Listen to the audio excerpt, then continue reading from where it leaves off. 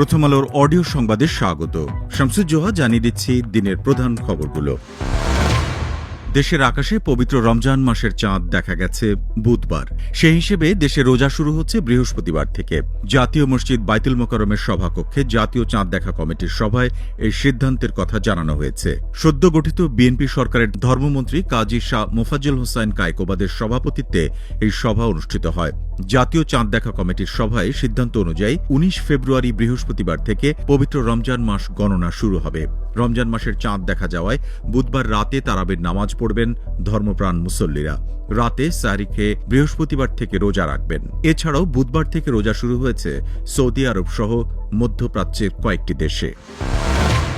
নবনির্বাচিত প্রধানমন্ত্রী তারেক রহমান দায়িত্ব গ্রহণের প্রথম দিন ব্যস্ত সময় পার করেছেন। ১৮ ফেব্রুয়ারি বুধবার সাভারে জাতীয় স্মৃতিসৌধে মুক্তিযুদ্ধের বীর শহীদদের প্রতি শ্রদ্ধা নিবেদন করেন প্রধানমন্ত্রী। এ সময় মন্ত্রিসভার সদস্যরাও শ্রদ্ধা নিবেদন করেন। বুধবার সকাল ১০:৫৫ প্রধানমন্ত্রী তারেক রহমান স্মৃতিসৌধে প্রবেশ করেন।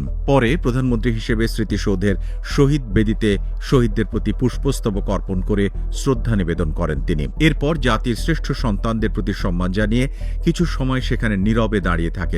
পরে নবগঠিত মন্ত্রিসভার সদস্যদের নিয়ে আরেকবার ফুল দিয়ে শ্রদ্ধা জানান প্রধানমন্ত্রী। এরপর তিনি পরিদর্শন বইয়ে সই করেন। স্মৃতিসৌধ চত্বরে তিনি পারিজাত গাছের চারা রোপণ করেন। এছাড়াও দুপুর ১২টার পর রাজধানীর জিয়া উদ্যানে বাবা প্রয়াত রাষ্ট্রপতি জিয়াউর রহমান এবং মা প্রয়াত প্রধানমন্ত্রী খালেদা জিয়ার সমাধিতে পুষ্পস্তবক অর্পণ করে শ্রদ্ধা জানান তারেক রহমান। তারেক রহমান প্রথমে প্রধানমন্ত্রী হিসেবে এককভাবে পুষ্পস্তবক অর্পণ করেন। পরে মন্ত্রিসভার সদস্যদের নিয়ে পুষ্পস্তবক অর্পণ করেন। বেশ কিছুক্ষণ নীরবে দাঁড়িয়ে থাকেন প্রধানমন্ত্রী তারেক রহমান এবং তার মন্ত্রিসভার সদস্যরা। পরে তাঁরা সেখানে দোয়া ও মোনাজাত করেন। প্রধানমন্ত্রী তারেক রহমানের নেতৃত্বাধীন নতুন মন্ত্রিসভার সদস্য ও উপদেষ্টাদের নিয়ে মন্ত্রিসভার প্রথম বৈঠক অনুষ্ঠিত হয়েছে বাংলাদেশ সচিবালয়ে। বুধবার বিকেলে অনুষ্ঠিত এই বৈঠকে নতুন সরকারের পক্ষ থেকে প্রাথমিকভাবে ৩টি অগ্রাধিকার নির্ধারণ করে সেগুলো বাস্তবায়নের সিদ্ধান্ত হয়েছে। অগ্রাধিকার ৩টি হল দ্রব্যমূল্য নিয়ন্ত্রণে রাখা, আইন শৃঙ্খলা পরিস্থিতির উন্নতি এবং বিদ্যুৎ ও জ্বালানি সরবরাহ স্বাভাবিক রাখা। বেলা ৩টার দিকে প্রধানমন্ত্রী তারেক রহমানের সভাপতিত্বে নতুন মন্ত্রিসভার সদস্য ও উপদেষ্টাদের নিয়ে বৈঠক শুরু হয়। এরপর সচিবদের সঙ্গে বৈঠকে বসেন প্রধানমন্ত্রী তারেক রহমান। গাজীপুরে একটি পোশাক কারখানা হঠাৎ বন্ধ ঘোষণা করেছে কর্তৃপক্ষ। এতে প্রায় ৭ শতাধিক শ্রমিক কর্মহীন হয়ে পড়েছেন। পবিত্র রমজান মাস শুরুর আগে তাঁরা বকেয়া বেতন পরিশোধ সহ কর্মসংস্থান নিয়ে অনিশ্চয়তায় পড়েছেন। কারখানাটির নাম রাবাব ফ্যাশন ইন্ডাস্ট্রি লিমিটেড।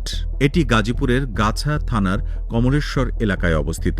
বুধবার সকাল ৮টার দিকে কারখানাটির সামনে লে অফ সংক্রান্ত একটি নোটিশ টানানো হয়। পরে শ্রমিকেরা কারখানা খোলার দাবিতে সেখানে অবস্থান কর্মসূচি শুরু করেন। কারখানা কর্তৃপক্ষের নোটিশে বলা হয়েছে, কয়েক মাস ধরে ক্রেতাদের অর্ডারের বিপরীতে কাঁচামাল সংগ্রহে বিলম্ব এবং নানা প্রতিবন্ধকতার কারণে অর্ডার কমেছে। অনেক অর্ডার বাতিলও হয়েছে। এ কারণে নতুন অর্ডার না পাওয়ায় চালিয়ে যাওয়া সম্ভব হচ্ছে না এবং প্রতিষ্ঠানটি আর্থিক ক্ষতির মুখে পড়েছে। এমন পরিস্থিতিতে ১৮ ফেব্রুয়ারি থেকে ৪ মার্চ ২০২৬ পর্যন্ত কারখানাটি লে অফ ঘোষণা করা হয়েছে। লে অফ চলাকালে শ্রমিকদের আইন অনুযায়ী ক্ষতিপূরণ দেওয়া হবে এবং এ সময় কর্মস্থলে উপস্থিত থাকার প্রয়োজন নেই বলেও নোটিশে উল্লেখ করা হয়েছে। তবে প্রতিষ্ঠানের নিরাপত্তা বিভাগের কর্মীরা এই সিদ্ধান্তের আওতার বাইরে থাকবেন। কারখানার শ্রমিকরা জানান, প্রতিষ্ঠানটিতে ৭ শতাধিক শ্রমিক কাজ করেন। চলতি মাসের ১৮ তারিখ পেরিয়ে গেলেও গত মাসের বেতন এখনো পাননি। শ্রমিকদের ভাষ্য, সামনের রোজা ও ঈদ, এ সময় সংসার চালানো নিয়ে তারা দুশ্চিন্তায় আছেন।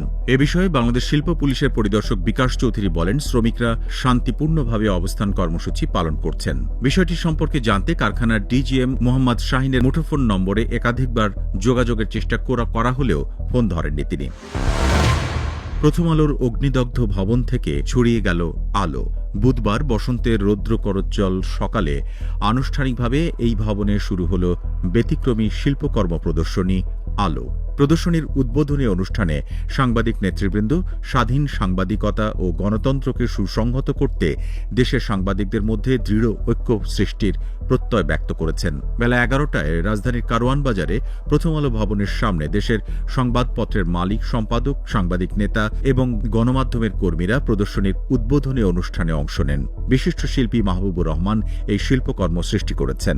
গত বছর ১৮ ডিসেম্বর রাত 11:15টার দিকে একদল প্রতিহিংসাপরায়ণ পরায়ণ উগ্রবাদী লোক প্রথম আলো কার্যালয়ে হামলা চালায়। তারা ব্যাপক তাণ্ডব করে প্রথম আলো কার্যালয়ের শাটার ও বড় বড় কাঁচের দরজা ভেঙে ফেলে। ভেতরে ঢুকে তারা লুটপাট চালায়, জিনিসপত্র ভাঙচুর করে এবং আগুন জ্বালিয়ে দেয়। এরপর তারা দ্য ডেইলি স্টার ভবনে হামলা করেন। তারা ডেইলি স্টার ভবনেও ব্যাপক ভাঙচুর এবং অগ্নিসংযোগ করে। অগ্নিকাণ্ড কবলিত ভবনটি নিয়ে শিল্পী মাহবুবুর রহমানের আলো শিরোনামের এই প্রদর্শনী চলবে 28 ফেব্রুয়ারি পর্যন্ত। সর্বস্তরের দর্শকদের জন্য প্রতিদিন বেলা 11টা থেকে 1টা এবং বেলা 3টা থেকে বিকেল 5টা পর্যন্ত খোলা থাকবে। এই ছিল এখনকার মতো। প্রথম আলোর অডিও সংবাদ শুনুন আমাদের ইউটিউব চ্যানেল, ফেসবুক পেজ এবং ওয়েবসাইট prothomalo.com-এ।